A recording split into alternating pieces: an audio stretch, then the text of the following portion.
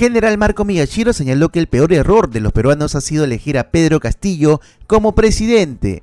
Es que la historia debe ser conocida, porque lastimosamente se ha ocultado a nuestros jóvenes el sufrimiento del pueblo peruano durante más de 20 años. Y ese olvido de los jóvenes ha hecho que el año 2021 a un seguidor y a un dirigente de la Comisión Nacional de Reconstitución del SUTEP, como fue José Pedro Castillo Terrones, sea electo presidente de la República. Ese error el pueblo peruano jamás lo debe repetir. Comunismo nunca más en el Perú. Se cumplen 32 años del atentado en Tarata que dejó 25 muertos y 155 heridos. Por ello, el ex jefe del grupo de inteligencia Jaín, que derrotó el terrorismo, Marco Miyashiro, estuvo presente en una entrevista en Canal N, donde manifestó que el Minedo está invadido de comunistas que cuentan una historia distinta de lo que realmente pasó en las épocas del terrorismo en nuestro país, y que fruto de ello tenemos a jóvenes desinformados. Esta noche nos acompaña el general Marco Miyashiro, del Grupo Especial de Inteligencia GEIN, que fue el grupo encargado de capturar al genocida Abimael Guzmán. Buenas noches, general, y bienvenido al Final del Día. Muchas gracias por la invitación, gracias por la entrevista. El orgullo que tengo yo es haber pertenecido a un grupo, como es el Grupo Especial de Inteligencia, donde diferentes equipos trabajaban con un solo fin: pacificar el país. Y el día de hoy estamos recordando dos hechos terroristas gravísimos. Uno, el atentado en plena ciudad capital, Miraflores, un centro empresarial, Girón Tarata, donde hubieron 25 muertos y más de 150 heridos.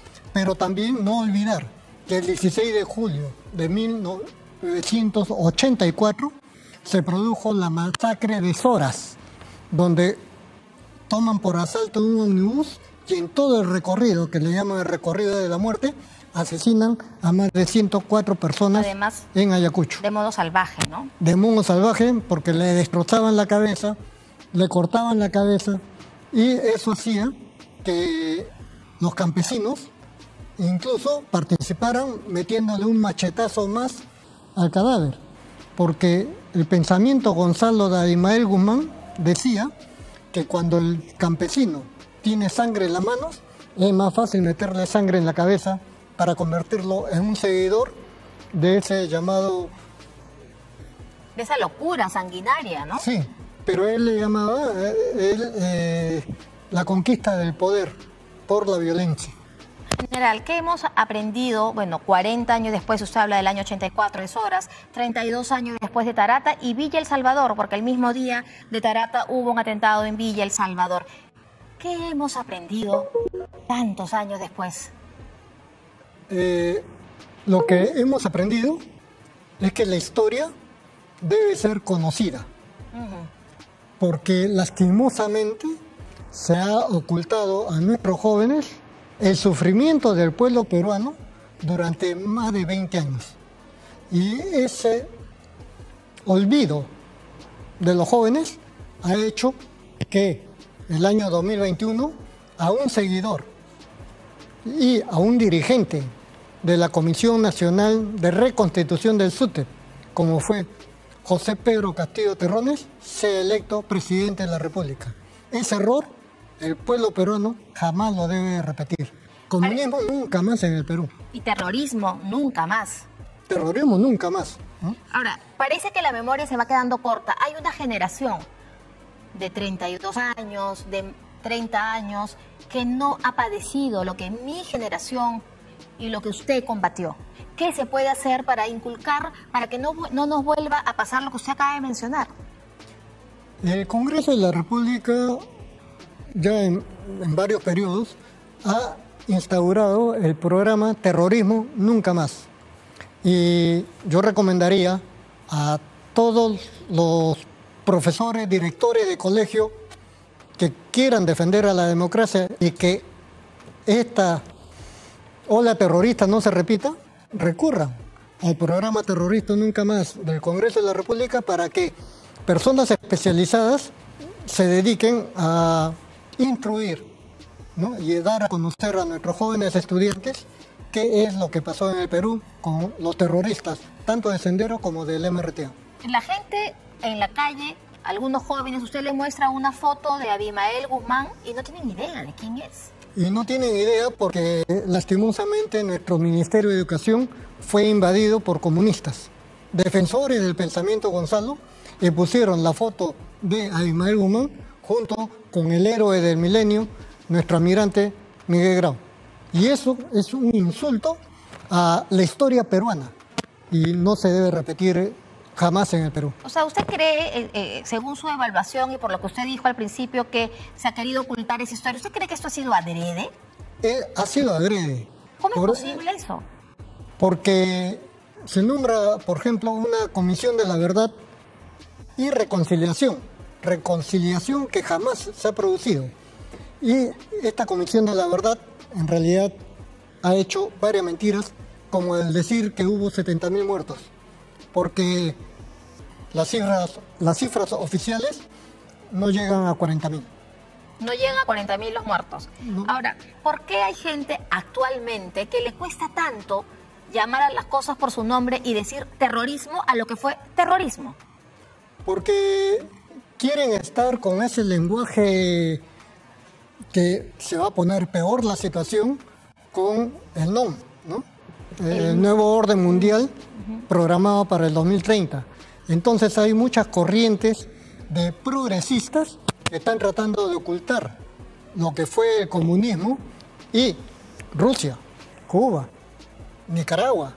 ¿Cuántos asesinatos han habido a nombre de esos partidos comunistas y se ha ocultado, ¿no? Y muchos tenemos que ver, por ejemplo, al Che Guevara en los polos, en Nicaragua, poniendo calles a... También tiene el nombre de camarada de Evaristo, ¿no? Ahora, hay mucho de lenguaje también. La semana pasada, el representante del Perú ante la OEA, el doctor José Luis Ardón, dijo que en el Perú no había habido un conflicto armado interno, que lo que había habido era un ataque terrorista al Estado peruano. Usted, a lo largo de todos estos años, usted que ha encarado a Abimael Guzmán, ¿cómo ve estos manejos de lenguaje? Nuestro lenguaje o nuestro idioma, el español, se rige por la Real Academia de la Lengua Española. Sin embargo, ellos utilizan términos políticos o le dan una connotación política. Y esto pasó, por ejemplo, en Alemania. Después de la Segunda Guerra Mundial, el comunismo ruso invade el territorio. ¿Y qué nombre le pone a esa fracción comunista? Le pone República Democrática Alemana. Y era la facción comunista. Porque la otra facción era la República Federal Alemana. Pero también el chino, que tiene el pensamiento Mao Zedong, que lo hace el pensamiento Gonzalo, se apropia del pensamiento de Mao Zedong, es chino. ¿Y cuál es el nombre de China? Es República Popular China. Entonces, ese término popular o ese término democrático es un término no de la lengua española, sino un término político. Y ahora, cuando Abimael Guzmán desarrolla toda su ola terrorista para conquistar el poder en el Perú, ¿qué era lo que quería hacer? Transformar al Perú en la República Popular, como China, de nueva democracia, como el comunismo alemán. Por eso es que cuando se habla del pensamiento Gonzalo, no se debe de asimilar como si fuera parte del idioma español, o sea, las ideas. No, es un término político que se traduce en órdenes que da el genocida Abimael Guzmán. Pensamiento Gonzalo, ¿no debemos, usted dice que no debemos normalizar el término? Lo que quiero explicar es que el término pensamiento Gonzalo es un término político y no de la Real Academia, porque ese pensamiento no son ideas, son órdenes, son consignas que ha dado tanto Mao Zedong en China como Abimael Guzmán en el Perú. Ahora, para los más jóvenes hay que decirle que el general Miyashiro, que nos acompaña esta noche, fue parte de ese equipo especial de inteligencia que capturó un 12 de septiembre de 1992 al genocida Abimael Guzmán. usted debe haber conocido muy de cerca cada movimiento de Abimael Guzmán. Cómo fue un trabajo que ya sabemos, la historia, lo sabemos, pero hay jóvenes que no tienen idea del trabajo de hormiga que por años hizo el GEIN. Sí, el GEIN fue creado el año 1990 por un gran detective, amigo, Benedito Jiménez, pero él comenzó, Jiménez, más 4, eran 5. Entonces, como habíamos sido compañeros de curso también de mayores y comandantes, me dice, por favor, Marco, conversa con mi gente, los 4, porque han estado haciendo vigilancia y tú sí tienes experiencias en vigilancia. Y cuando veo qué cosas tenían ellos, eran muchas fotografías de los sospechosos, pero muchas espaldas. Y eso representa que la gente que toma fotos de espaldas es porque tiene miedo de ser descubierto. Lógicamente, en ese tiempo se usaba la cámara fotográfica. No había el teléfono celular que usamos ahora. Había. Y entonces yo les explicaba que para tomar fotos a los sospechosos hay que usar el tiro rápido.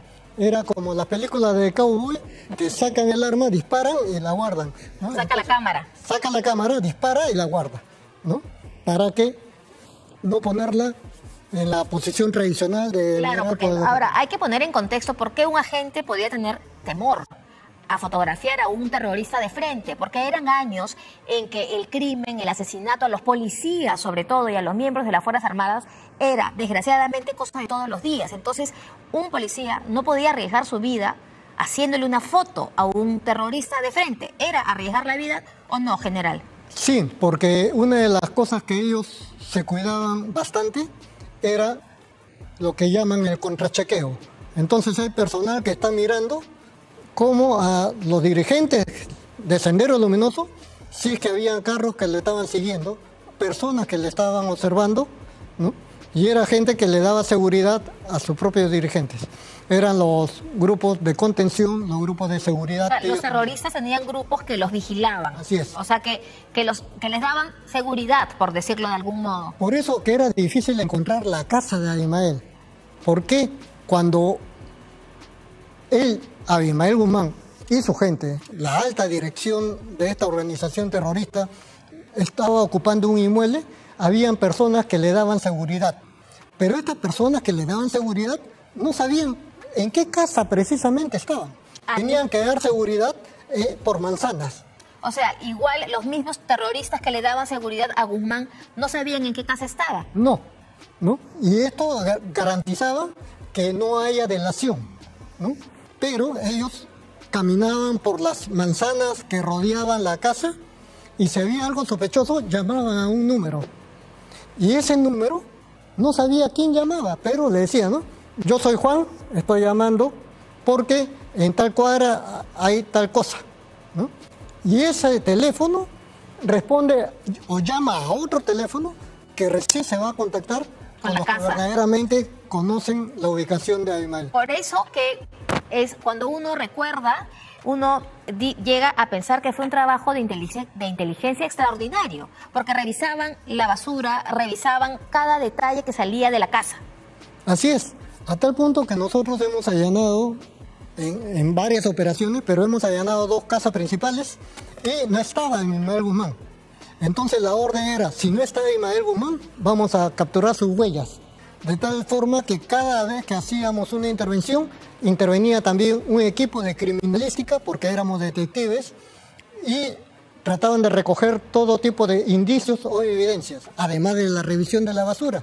Teníamos también la certeza de que sufría de psoriasis porque teníamos los frascos de tigazón, medicamento casi exclusivo para tratar la psoriasis que padecía Abimael Guzmán.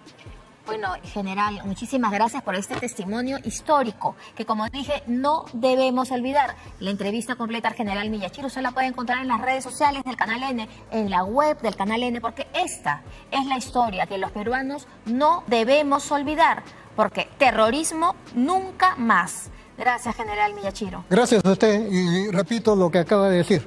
Terrorismo en el Perú, nunca más. Nunca más. Muchas gracias. Muy bien, amigos de Informativo Perú, ¿qué opinas tú sobre las declaraciones del general Marco Miyashiro, ex jefe del grupo de inteligencia GEIN, quien capturó a Abimael Guzmán Reynoso? No te olvides dejar tus comentarios, compartir este video y por supuesto suscribirte a nuestro canal Informativo Perú.